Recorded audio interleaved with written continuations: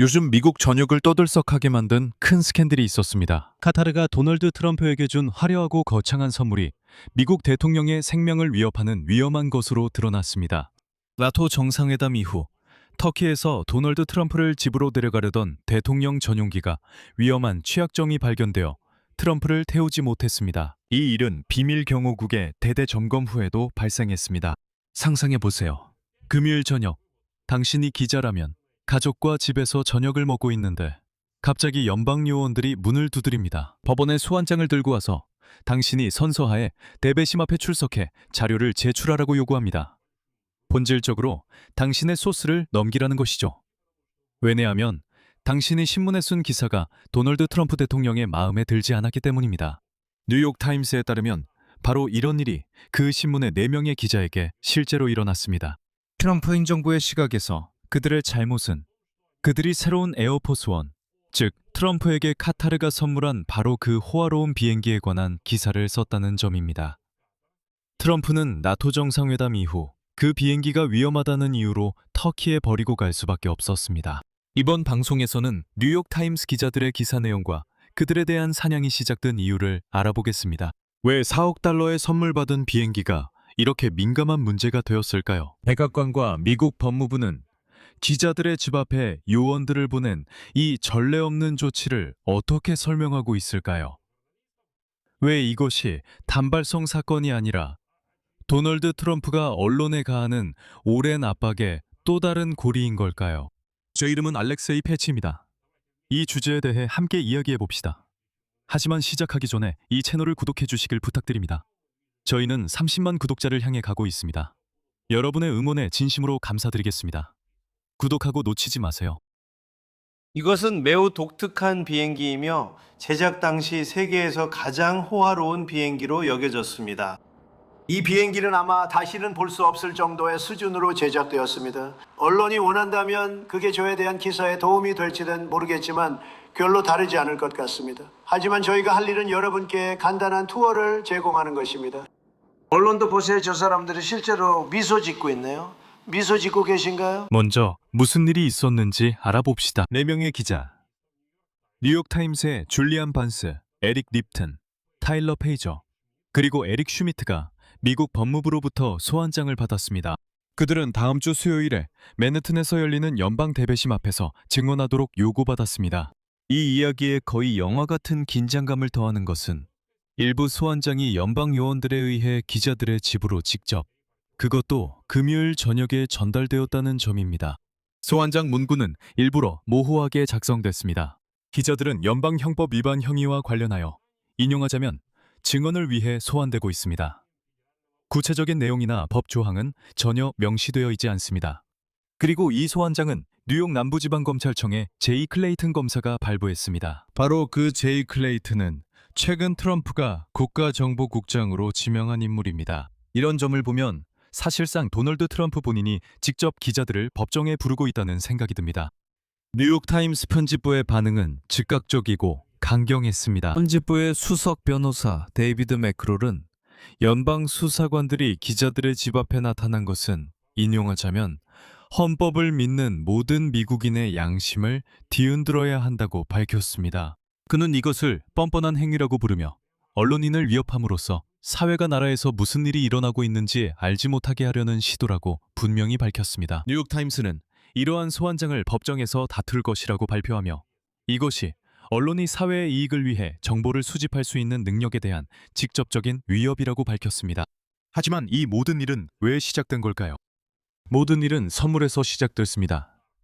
지난해 기억하시겠지만 카타르 정부는 도널드 트럼프에게 대통령 전용기를 선물했습니다. 이것은 보잉 747로 약 4억 달러가 들어간 고가의 개조를 거쳤습니다. 달러가 들었고 바로 지난주에 실제로 운항에 들어갔습니다. 바로 지난주에 도널드 트럼프가 이 비행기를 대대적으로 공개했고 심지어 이 비행기를 타고 터키에서 열린 나토 정상회담에 갔습니다. 그리고 여기서 뉴욕타임스 기자들이 불편한 진실을 밝혀냈습니다. 수요일 신문은 익명의 소식통을 인용해 비밀 경호국이 도널드 트럼프에게 최근 터키에서 열린 나토 정상회담을 떠나라고 강력히 권고했다고 보도했습니다. 카타르에서 온 최신형 보잉이 아니라 오래된 에어포스 1을 타고 말이죠. 이 모든 것은 안전 때문이었습니다. 그리고 다음 날 그 언론사는 또 다른 더 민감한 사실을 추가로 보도했는데 카타르가 선물한 비행기에는 인용하자면 이런 점이 없었다고 밝혔습니다. 구형 모델에 있었던 방어 시스템, 즉 첨단 미사일 대응 능력을 포함한 방어 시스템이 없었다는 것입니다. 요약하면 그 비행기는 대공 대미사일 방어 시스템이 없습니다. 이란이 도널드 트럼프 재거를 공개적으로 위협하는 상황에서 이런 일이 일어난 겁니다. 맥락을 잘 생각해 보세요. 이 모든 일은 미국과 이란 간의 불안정한 휴전이 무너진 바로 그 순간에 일어났습니다. 미국은 이란을 공격했고 테헤란은 페르시아만의 아랍 국가들을 공격했습니다. 트럼프가 카타르에서 새 비행기를 타고 도착한 터키는 사실 이란과 국경을 맞대고 있어서 아주 가까운 곳입니다. 그리고 트럼프 자신도 이란이 실제로 자신을 제거할 수 있다고 인정했습니다. 그 후 이런 일이 일어납니다. 트럼프는 새로운 전용기를 타고 앙카라에서 열린 나토 정상회담에 도착합니다. 아주 화려하고 멋지게 말이죠. 하지만 미국으로 돌아갈 때는 완전히 다른 경로로 떠납니다. 게다가 급하게 터키로 가져온 오래된 비행기를 타고 가죠. 재미있는 점은 트럼프에게 왜 새 비행기에서 오래된 비행기로 갈아탔냐고 묻자 그는 옛 시절을 추억하기 위해 옛 비행기를 탄다고 답했다는 겁니다. 하지만 뉴욕타임스 기사는 카타르에서 받은 값비싼 선물이 단순히 미사일로부터 덜 안전하다는 점을 암시했습니다. 그리고 사실 미국 대통령 전용기는 미국이 전쟁 중인 이란 바로 옆을 비행하고 있습니다. 이란의 1순위 표적이라고 반복해서 말하는 트럼프 대통령에게 그의 새 비행기가 덜 안전하다는 보도는 이미지와 정치적 내러티브 모두에 타격이 됩니다. 물론 미국 정부도 자신들만의 입장이 있고 그것도 언급해야 합니다. 백악관은 비행기의 안전성에 대한 문제 제기를 일축했습니다. 대변인 스티븐 추는 새로운 에어포스1이 최신식 비행기로 최고 수준의 보안 프로토콜을 갖추고 있다고 밝혔습니다. 더 나아가 그는 사실상 그 비난을 오히려 장점으로 바꿔 말했습니다. 그의 말에 따르면 미국에는 트럼프 대통령을 노리는 많은 적들이 있으며 당국은 모든 수단, 즉 주의를 돌리거나 혼란을 주는 방법까지도 사용한다고 합니다. 그러니까 비행기 교체를 취약성을 인정하는 것이 아니라 영리한 전략적 기동으로 포장했다는 겁니다. 미국 법무부는 그에 맞서 핵심적인 방어 논리를 세웠습니다. 표적은 기자들이 아니라 기밀 정보를 유축하는 공무원들이라고 말합니다. 여기서 의문이 듭니다. 비행기에 문제가 없다면 공무원들이 무슨 비밀 정보를 유출했을까요? 그럼 왜 이런 소란이 있었던 걸까요? 즉, 법무부에서는 만약 기자들이 자신들의 소스를, 즉 정보를 제공한 공무원들을 공개한다면 기자들은 그 기사로 인해 아무런 처벌도 받지 않을 것이라고 말합니다. 그리고 법무부 대변인은 트럼프 행정부가 신경 쓰는 것은 기밀 정보를 유출하는 사람들이지 기자들이 아니라고 강조했습니다. 이것은 근본적인 주장입니다. 그러니까 형식적으로는 이 소환장들이 언론이 아니라 유출 자체를 겨냥한 것처럼 보인다는 말이죠. 하지만 비평가들에 따르면 진짜 의미를 드러내는 세부 사항이 있습니다. 수요일에 뉴욕타임스가 기사를 내기 전에 FBI의 고위 관계자가 해당 언론사의 기자와 편집자에게 전화를 걸어 그 기사를 잠시 보류하고 당분간 내보내지 말아달라고 요청했습니다. 물론 이유는 설명하지 않았습니다. 상상해보세요. FBI 관리가 기자와 편집자에게 전화해 기사를 준비하는 걸 아는데 내보내지 마세요. 절대 안 됩니다. 라고 말합니다. 그리고 그는 이 기사에 대한 소스를 밝히라고 요청했지만 뉴욕타임스의 두 직원 모두 이를 거부했습니다. 그 후에 소환장이 발부됐습니다. 왜 이 모든 이야기가 중요한 걸까요? 바로 여기서 이 사건의 규모를 이해하는데 가장 중요한 점이 있습니다. 이것이 유일한 사례가 아닙니다. 미국 언론에 따르면 소환장 발부는 수년간 이어진 노력에서 또 한 번의 에스컬레이션이라고 합니다. 도널드 트럼프가 언론을 길들이고 통제하려는 것입니다. 이 사슬은 매우 깁니다. ABC 뉴스와의 금전적 합의와 법적 화해, CBS의 60미니츠 프로그램과의 합의, 민사소송, 월스트리트 저널, 워싱턴 포스트, BBC, CNN 등등에 대한 연방 조치가 이어집니다. 올해 초 FBI는 워싱턴 포스트 기자 한나 나탄손의 자택을 수색하고 유출 사건 수사의 일환으로 그녀의 휴대폰과 노트북을 압수했습니다. 그녀는 행정부의 연방기구 축소 시도에 대해 기사 썼고 누군가가 이 정보 누가 줬냐고 물었습니다. 자, 전화기, 노트북 전부 내놔.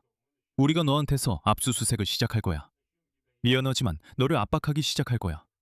어떻게 네가 그런 출처를 인용할 수 있지? 빨리 네 소스를 우리한테 넘겨. 뭐 트럼프가 언론을 계속 욕하는 건 말할 것도 없죠. 가짜뉴스, 가짜뉴스. 이게 그의 가장 좋아하는 말이에요. 이건 정말 말도 안 되는 일이에요.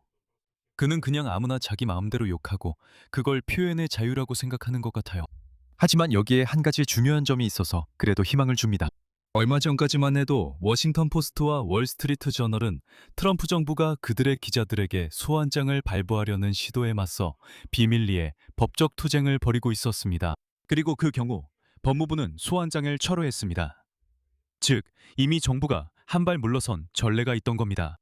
인권운동가들은 본질을 명확히 표현합니다. 언론 자유를 위한 기자위원회의 대표 스티븐 애들러는 언론의 자유란 결국 사회가 나라가 어떻게 운영되는지 알 권리라고 밝혔습니다.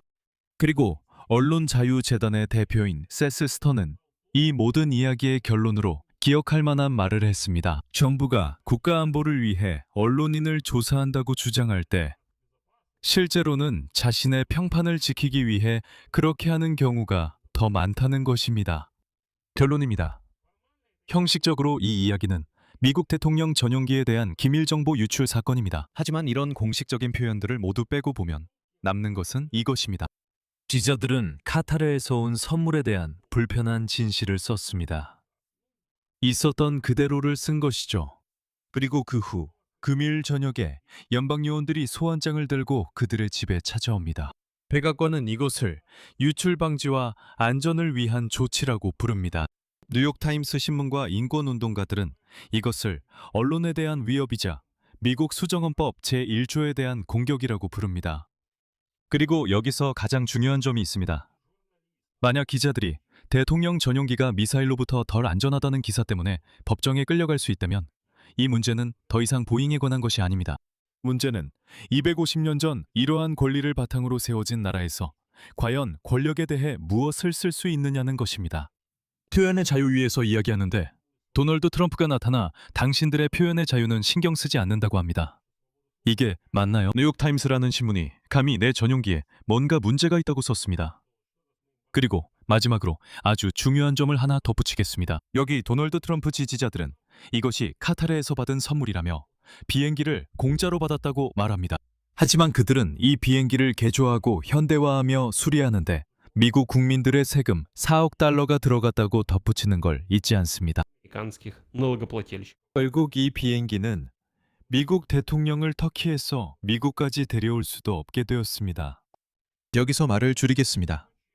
여러분의 의견과 결론을 이 영상 아래 댓글로 남겨주세요. 꼭 이 유튜브 채널을 구독하고 좋아요를 누르고 알림 설정도 해주세요. 그리고 이 유튜브 채널의 활동을 지원하고 싶으시다면 이 영상 설명에 있는 링크와 계좌 정보를 통해 언제든지 후원하실 수 있습니다. 여러분의 모든 지원에 진심으로 감사드립니다. 이상입니다. 건강 유의하세요. 모두 안녕히 계세요.